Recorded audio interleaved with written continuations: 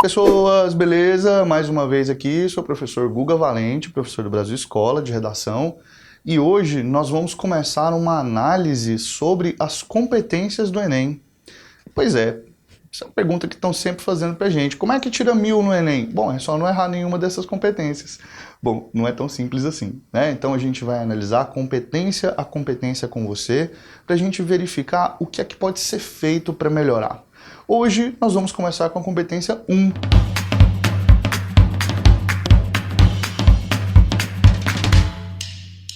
A competência 1 diz demonstrar conhecimento da modalidade escrita formal da língua portuguesa. Muita gente acha que isso tem a ver com ortografia. Saber se uma palavra se escreve com 2 S ou com C cedilha. Ou muitos acham que isso tem a ver com a questão de pontuação. Se a pessoa sabe empregar uma vírgula ou não. Na verdade, são muito mais critérios que esses.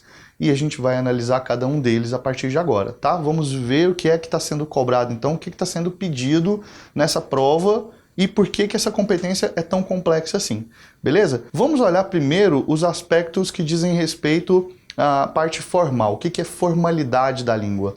Quando a gente fala em formalidade, nós estamos falando de padrão de linguagem. Certo?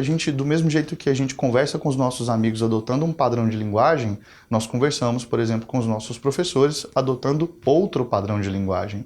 Né? É aquela velha comparação que todo professor faz com a roupa. A gente usa uma roupa de acordo com o ambiente, a gente procura se adequar a esse ambiente. Então, quando a gente fala de variedade linguística, nós temos a variedade padrão e a variedade não padrão. Para começo de conversa, a variedade utilizada na redação do Enem é a variedade padrão, ou seja, aquela que está presente na gramática normativa que a gente estuda na escola, todas aquelas regras, tudo aquilo ali. É aquilo que a gente tem que seguir, né? E é o padrão formal, porque existe o padrão informal também. Se você assiste, por exemplo, um programa de TV desses de auditório, esse programa que é mais alegre, você vai ver que o apresentador, ele adota um nível de linguagem que é mais próximo da gente, que é mais acessível à nossa realidade. Ou seja, ele adota um padrão informal, porque isso torna o diálogo com ele e com os seus participantes do programa e conosco que assiste, né, nós os telespectadores, a conversa fica mais fluida, fica mais simples. Agora, a gente está falando de um texto dissertativo argumentativo, tá? Esse texto ele tem um padrão científico, vamos dizer assim. Então, a gente tem que adotar esse padrão formal, beleza? E não podemos usar expressões que a gente usa, por exemplo, no dia a dia. Vamos dar uma olhada nesses primeiros aspectos? Acompanha comigo aqui na tela o primeiro aspecto que a gente vai abordar. Então a primeira coisa que a gente vai ver são as convenções da escrita. Olha só aparecendo aí para você. Acentuação, ortografia, separação silábica, uso do hífen e uso de letras maiúsculas e minúsculas. Essa primeira parte aí, né, é uma parte bastante complexa, porque a gente vive deslizando em uma coisinha e outra. Quem é que não esquece um acentinho de vez em quando? Quem é que não esquece de colocar uma vírgula? Quem é que não esquece como é que aquela palavra se escreve e acaba escrevendo aquela palavra de outra forma? Isso é perdoável, a gente sabe que esse tipo de coisa acontece.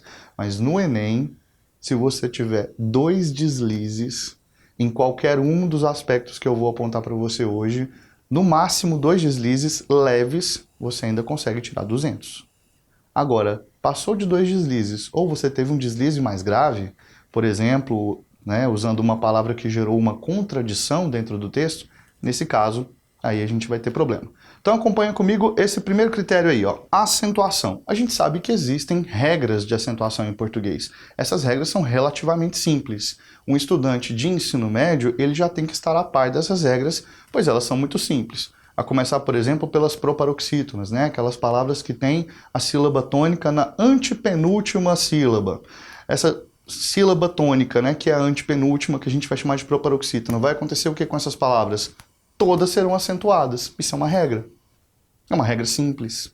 Então, toda vez que você estiver diante de uma palavra que tem essa sílaba tônica desse jeito, você sabe que ela é uma proparoxítona e, portanto, todas são acentuadas. O que acontece com as paroxítonas e com as oxítonas é que aquilo que tem a terminação na paroxítona, que é acentuado, na oxítona não é acentuado. Tá? Vamos pensar, por exemplo, na palavra lápis.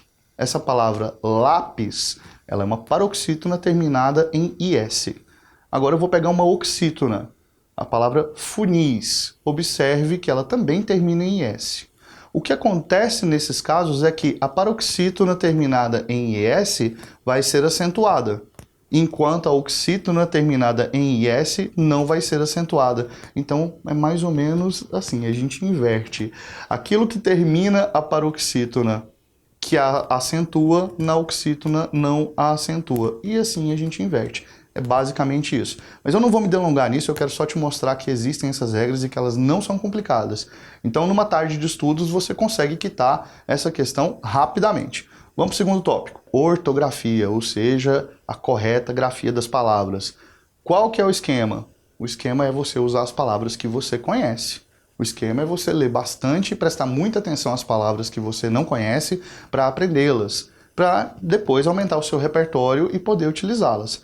Porque regras de ortografia existem, beleza? Essas regras ajudam, sim, a gente a saber como é que certas palavras são escritas.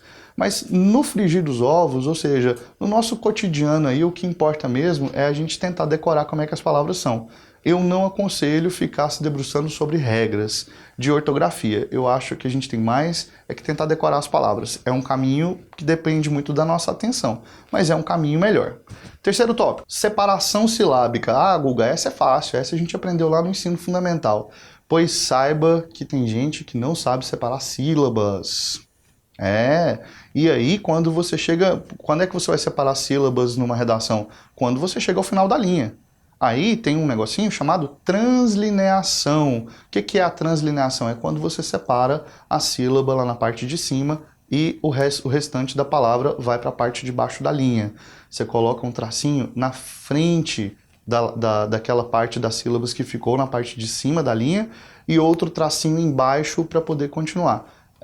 A língua exige que a gente faça isso. Tá? Então na translineação você tem que entender como é que é o processo de silabação em português, para saber como separá-las. Isso também não é difícil, né? Qualquer livro de português do ensino fundamental vai trazer essa questão para que você possa estudar e possa aprender melhor, tá? Então fique atento à questão da translineação. Outro tópico, uso do hífen. Bom, desde a década de 90 nós vimos discutindo aqui uma questão sobre uma reforma ortográfica que tornaria a língua mais simples e unificaria o português brasileiro com os outros países lusófonos, ou seja, os outros países que falam português também. Esse acordo ortográfico entrou em vigor em 2009, tá? E trouxe aí algumas alterações mais para os países lusófonos do que para nós propriamente ditos, né? Assim, por exemplo, quando a gente fala adotar, né? Essa palavra adotar, nossa, ela não tem um P mudo antes do T, mas no português lusitano, ou seja, no português de Portugal, havia esse P mudo ali antes do T na palavra adotar, mesmo que a pronúncia fosse essa, adotar. Então caiu. Mudou mais para eles do que para a gente, porque se adaptou mais à nossa realidade aqui. E aí houve o quê? Houve uma discussão sobre os hífens. Por quê? Porque o hífen, ele separa aquelas palavrinhas que são compostas, né? Então eu pego, por exemplo, uma palavra e junto com outra, como é o caso de guarda-roupa, como é o caso de paraquedas, né? E a gente precisa colocar um hífenzinho, esse tracinho aí entre essas duas palavras. Antes, algumas palavras não tinham hífen e passaram a ter. É o caso, por exemplo, de micro-ondas. A palavra micro-ondas não tinha esse hífen, né? Esse sinalzinho gráfico. Ele passou a existir por quê? Porque a gente entende que quando a gente fala micro, esse O final, ele é mais próximo do U.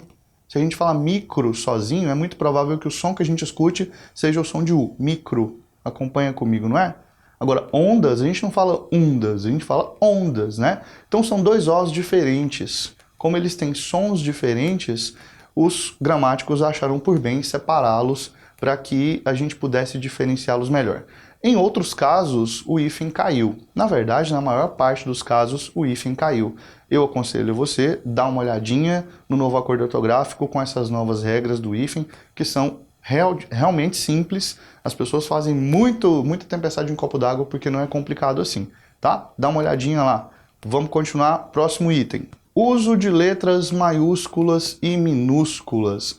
A gente sabe que em português há 3 casos em que a gente utiliza letras maiúsculas. No início de frase, quando a gente grafa os nomes próprios, né, então nomes de pessoas, nomes de empresas, nomes de órgãos do governo, a gente sempre deve colocar com letras maiúsculas, e muitas siglas. A gente usa muitas siglas no Enem, quando a gente está, por exemplo, citando um instituto de pesquisa, né? Quando a gente cita, por exemplo, a ONU. Então, as siglas normalmente são escritas com letras maiúsculas, tá? Eventualmente você vai ter uma sigla que começa com letra maiúscula e termina com as outras minúsculas. Mas a grande maioria delas, especialmente aquelas formadas por letras que não formam palavras, né? Que não formam uma palavra sonora, tipo CPF.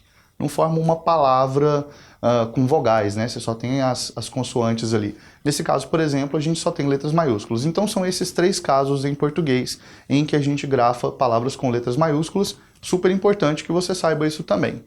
Próximo tópico. Bom, o próximo tópico diz respeito a questões gramaticais, né, propriamente ditas, e aí a gente tem a questão da concordância nominal e verbal. Como você sabe, em português as palavras se flexionam em número, né, os substantivos eles se flexionam em gênero também, tem palavras que são masculinas e que têm suas versões femininas, e nós sabemos que os verbos, além de sofrerem flexão de número e de pessoa, eles também sofrem flexões relacionadas ao tempo. Então, isso também vai ser verificado lá no Enem. Eles também vão levar em consideração se você sabe fazer essa concordância corretamente.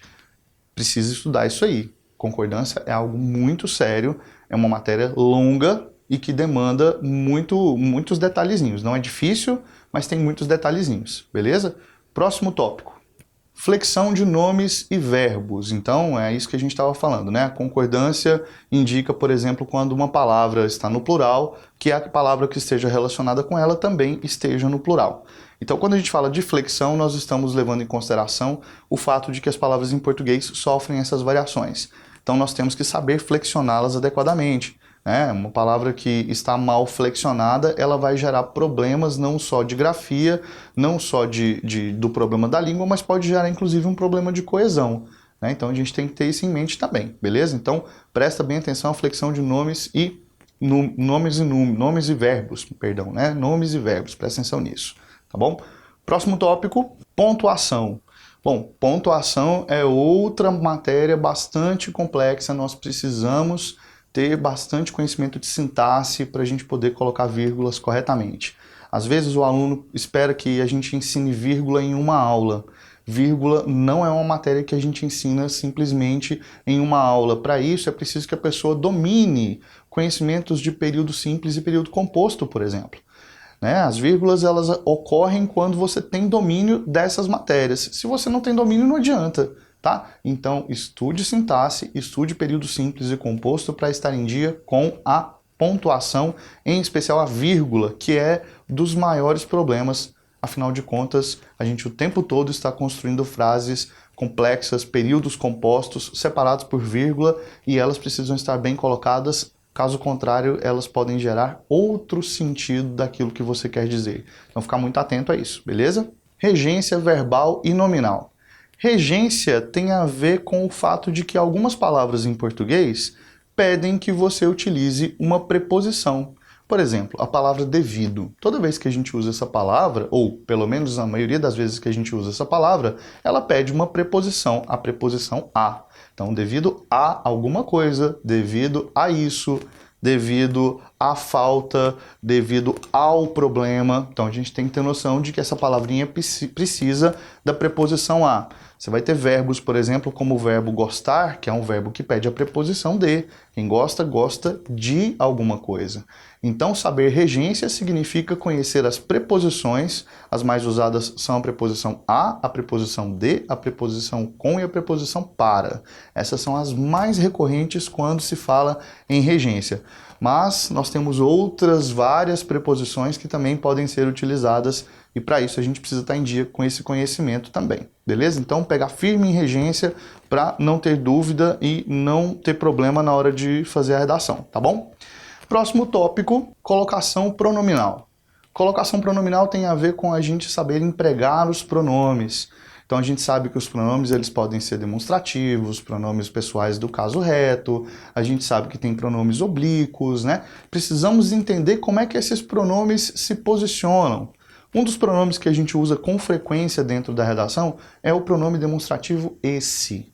tá? Esse e os seus variantes. Esse, essa, isso, desse, dessa, disso, com esse, com essa, com isso, né? A gente usa com frequência esse pronome, porque ele é um pronome anafórico. O que significa dizer isso? Que ele retoma uma ideia que foi dita anteriormente.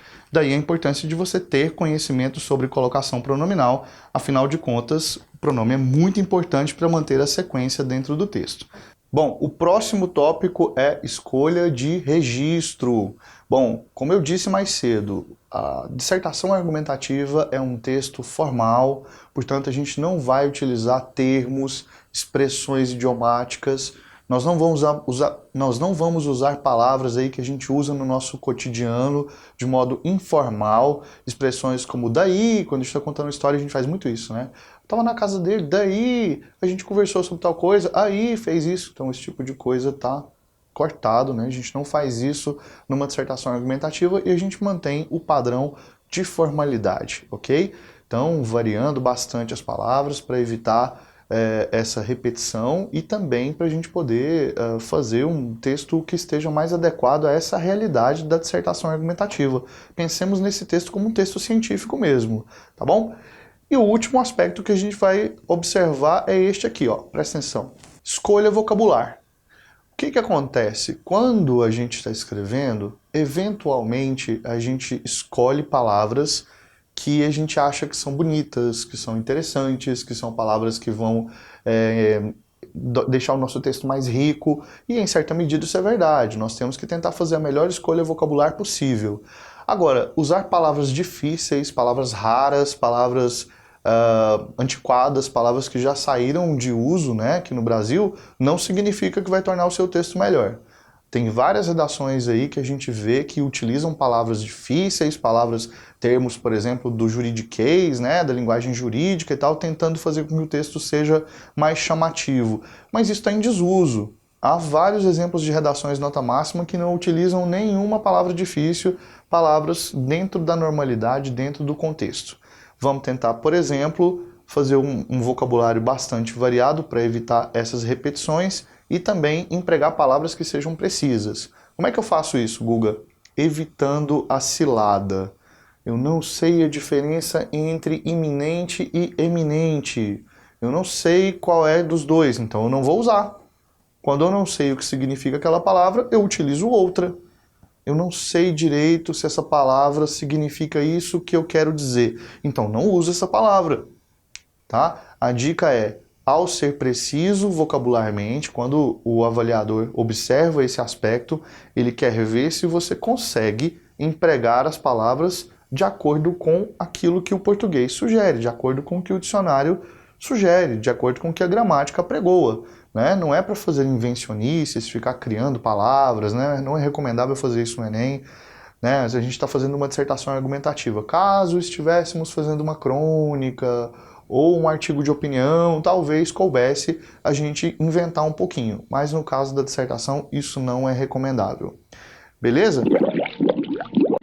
Bom, espero que você tenha aproveitado bastante essa aula, espero que você tenha gostado. Não deixe de acompanhar a gente nas redes sociais, não deixe de acompanhar a gente no Instagram, no Facebook, não deixe de se inscrever no nosso canal, de ver os nossos links aqui abaixo sobre redação e vamos para a competência 2 na próxima aula. Eu vejo você lá. Até lá. Um abraço.